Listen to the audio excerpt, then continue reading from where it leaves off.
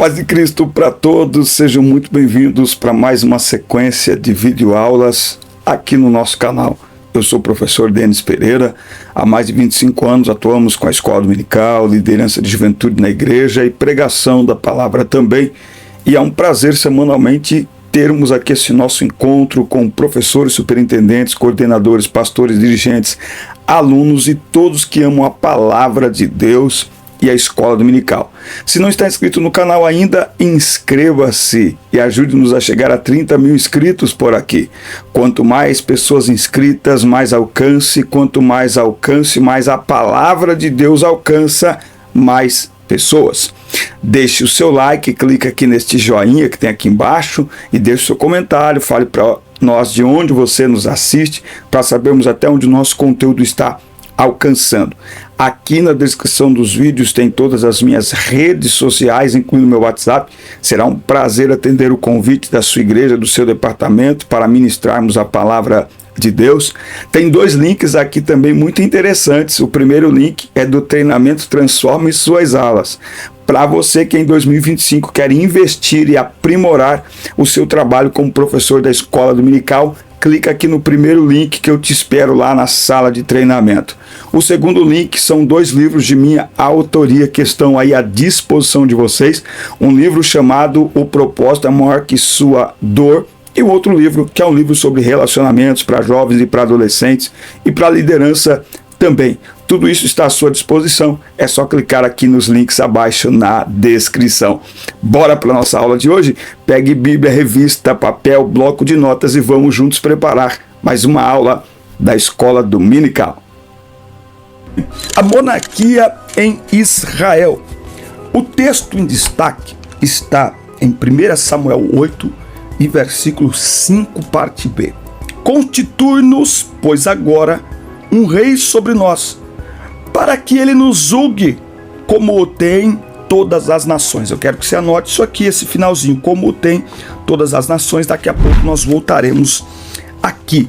A leitura bíblica em classe está em 1 Samuel, capítulo 8, versículos de 4 a 10 e o 18. Olha só, aqui na descrição do vídeo tem formas como você pode patrocinar o canal.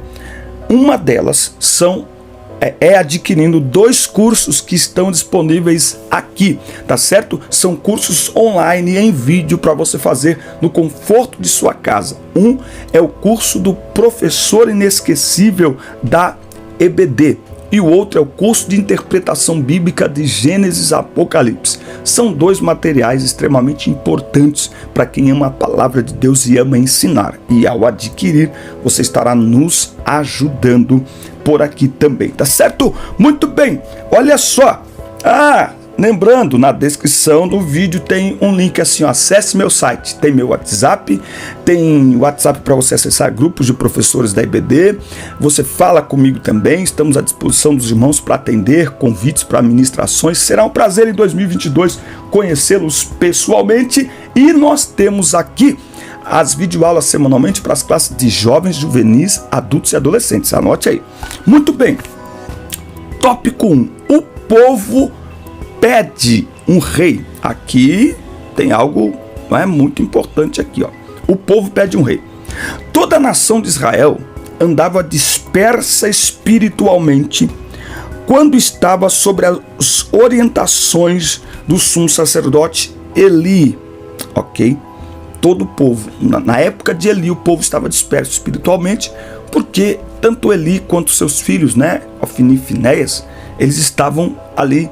Ofni e Finéias distante de Deus, e Eli estava no final de sua vida, não tinha muito o que fazer, e os seus filhos tinham um coração endurecido para a vontade de Deus. Neste período, Ana ora a Deus pedindo um filho.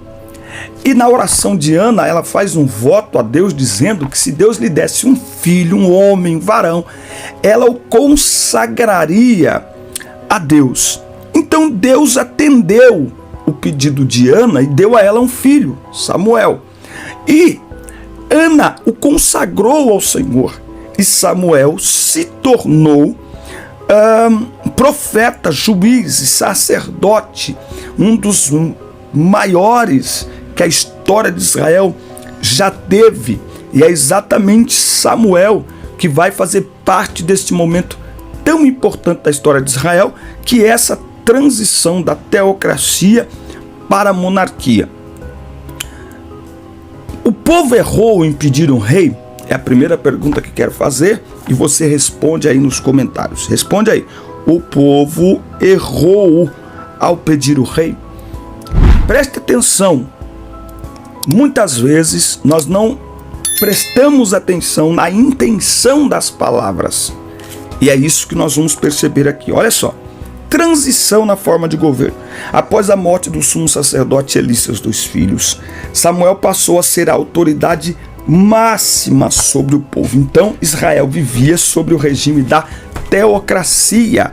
Era Deus que dava as ordens ao povo, que direcionava o povo sobre a direção ali de Samuel, não é? É através dele. Agora, o que vai acontecer é que o povo percebe que os filhos de Samuel não seguiam os seus passos. E aqui nós estamos falando a professores aí, é interessante isso. Veja, eu tenho debatido bastante sobre essa questão. Quer dizer, os pais são responsáveis por salvar os seus filhos? Quando filhos de obreiros eles se afastam da igreja, a igreja costuma olhar com um olhar de culpa, né? As pessoas costumam culpar. Agora, olha o que a Bíblia diz sobre Samuel. E se você analisar dentro do regime espiritual que eles estavam, não é?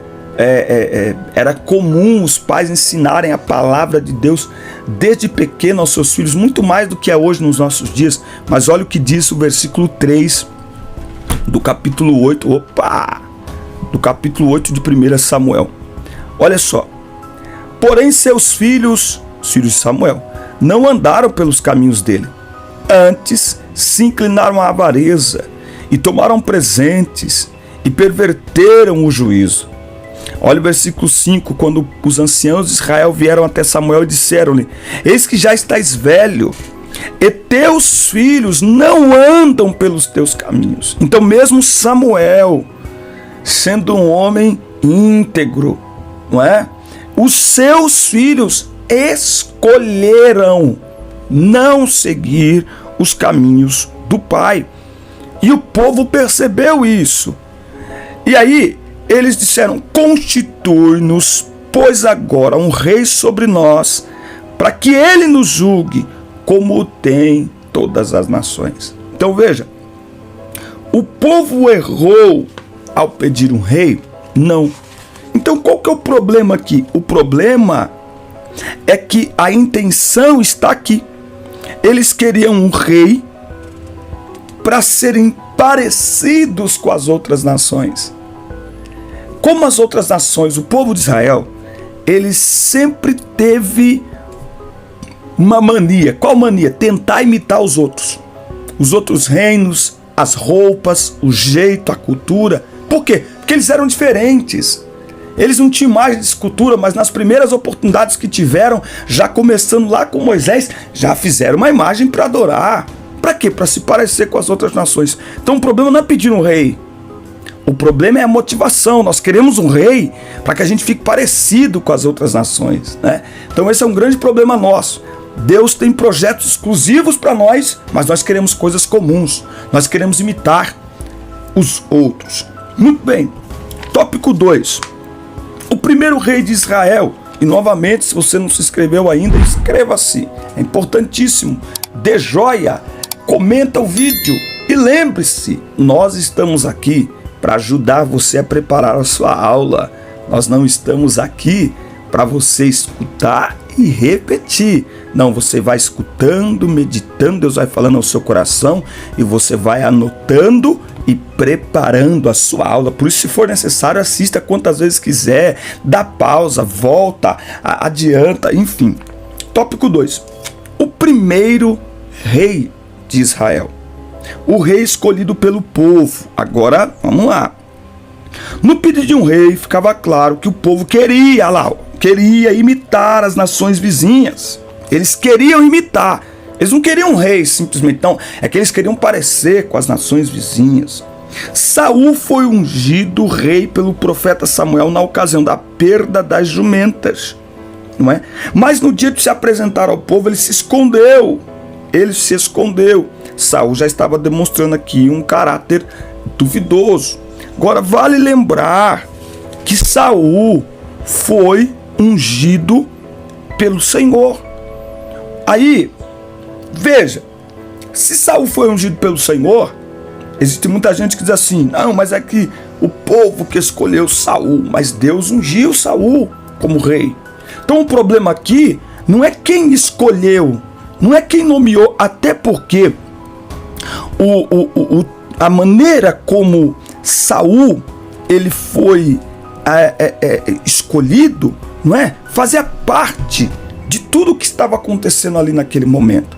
Então o grande problema aqui não é que Saul não fracassou porque os homens escolheram que queriam um rei. Não, Saul fracassou porque ele não obedeceu à voz do Senhor. A grande lição de Saul é que Deus muitas vezes nos dá oportunidades extraordinárias, mas nós, com a nossa limitação e com a nossa arrogância, nós jogamos fora.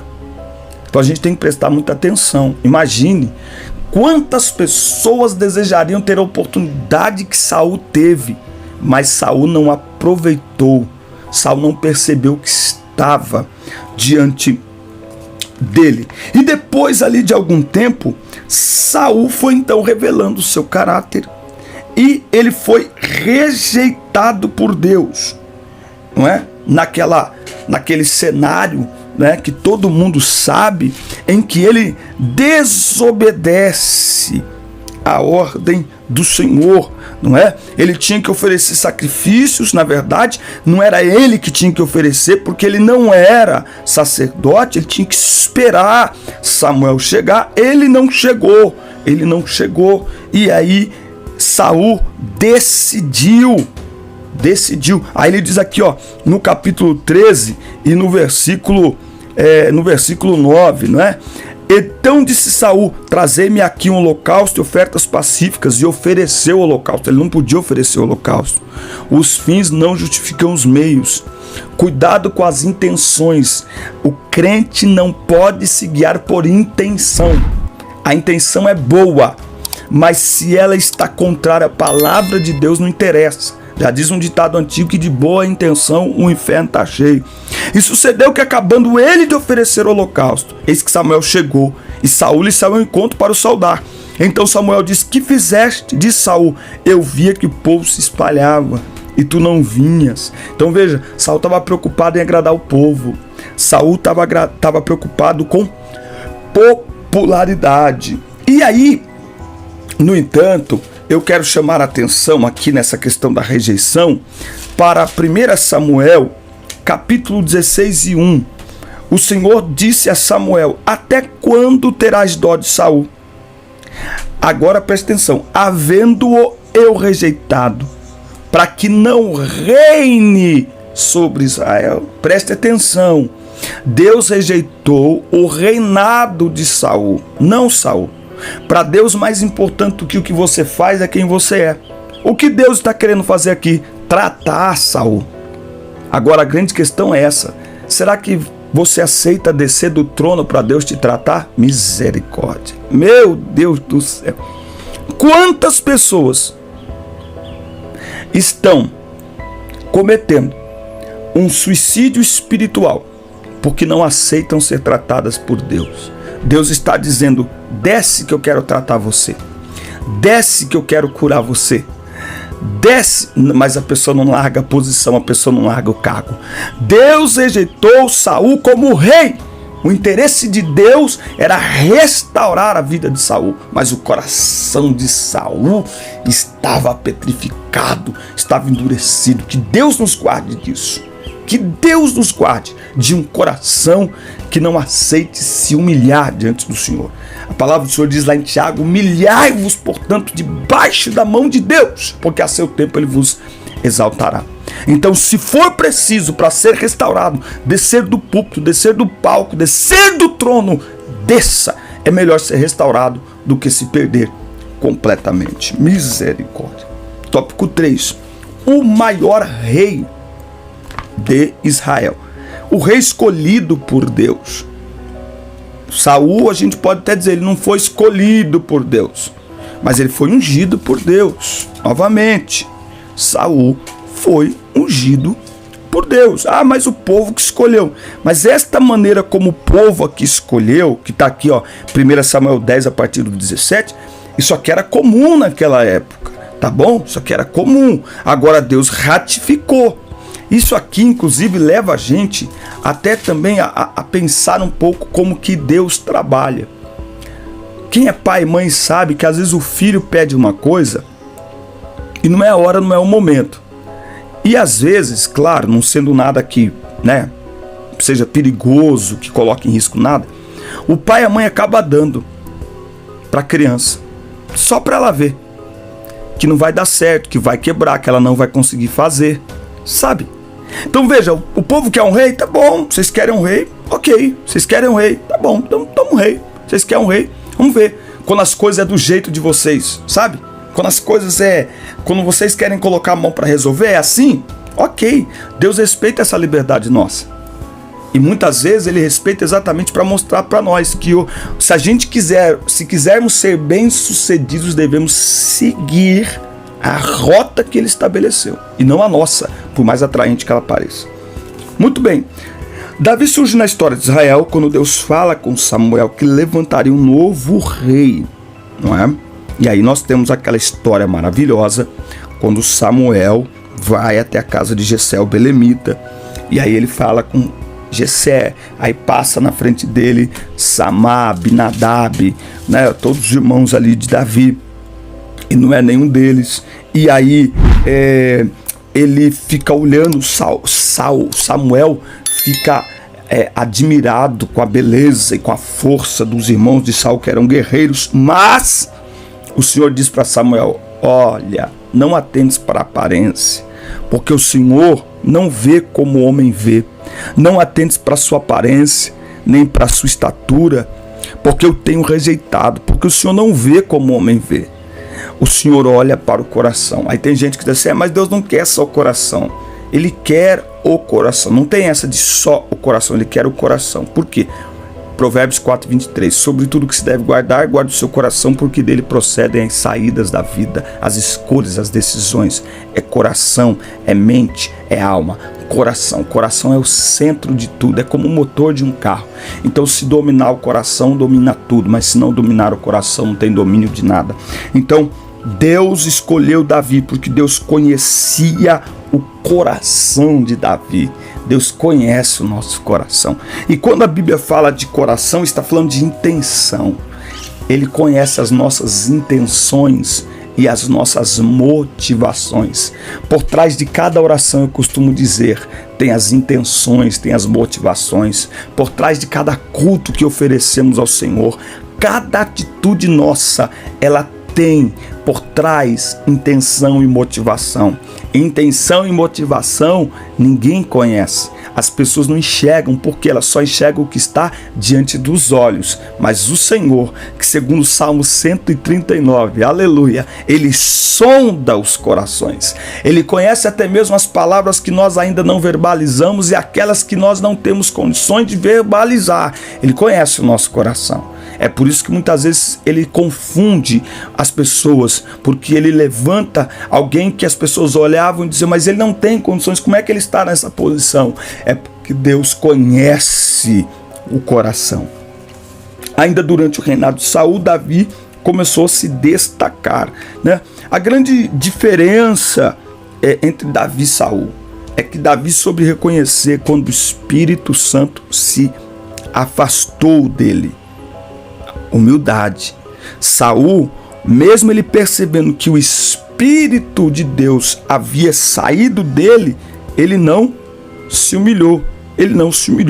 E com isso ele ia se afastando cada vez mais de Deus. Quanto mais ele percebia que ele estava perdendo o reino, mais ele se afastava de Deus. E Davi mais se aproximava de Deus, mais se aproximava de Deus. O que significa um homem segundo o coração de Deus? Responde aí para nós nos comentários. O que significa um homem segundo o coração de Deus? Porque foi assim que Davi foi chamado. Jerusalém, tópico 4. Deus prospera o reinado de Davi.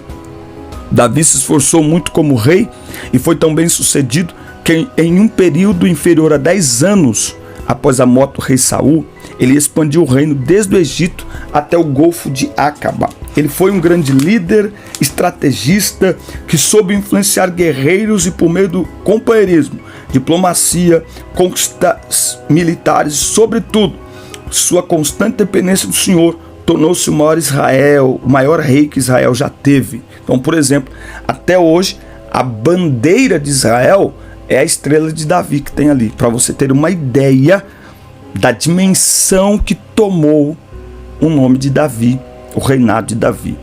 Então, a grande lição é que Deus sabe onde nos achar, sabe onde nos encontrar, e Ele está à procura de um coração maleável. Um homem segundo o coração de Deus, nós podemos interpretar de diversas formas. É um coração maleável, um coração que Deus pode direcionar, e um coração que quando erra se humilha, pede perdão e busca a misericórdia de Deus. Jerusalém era uma cidade estratégica, porque estava numa posição central, elevada e menos vulnerável a ataques externos. Fora tomada por Davi ante os jebuseus e posta como capital política do reino. Também ela se tornou o centro religioso de toda a nação, porque Davi fez questão de levar a Arca da Aliança para Jerusalém. Ela foi abrigada numa espécie de tabernáculo imóvel, uma tenda fixa, e assim o fervor espiritual da nação foi despertado. Então, a primeira coisa que Davi faz, diferentemente de Saul, que durante todo o seu reinado, em que a Arca de Deus tinha sido perdida, né, lá já com Ofni e Finéias, lá com Eli ainda como sumo sacerdote, Saul não fez nada em 40 anos para trazer a arca. A primeira atitude de Davi ao se tornar rei é trazer a arca, é resgatar a presença de Deus para o seu reinado, para o seu povo. Ou seja, ele estava dizendo: cheguei aqui porque o Senhor me trouxe, estou aqui porque sou dependente dele, e agora como rei no trono, eu declaro que continuo dependente da presença do Senhor. Então ele resgatou a presença do Senhor. Então a grande lição é que Davi mostrou total dependência de Deus. Deus era prioridade na vida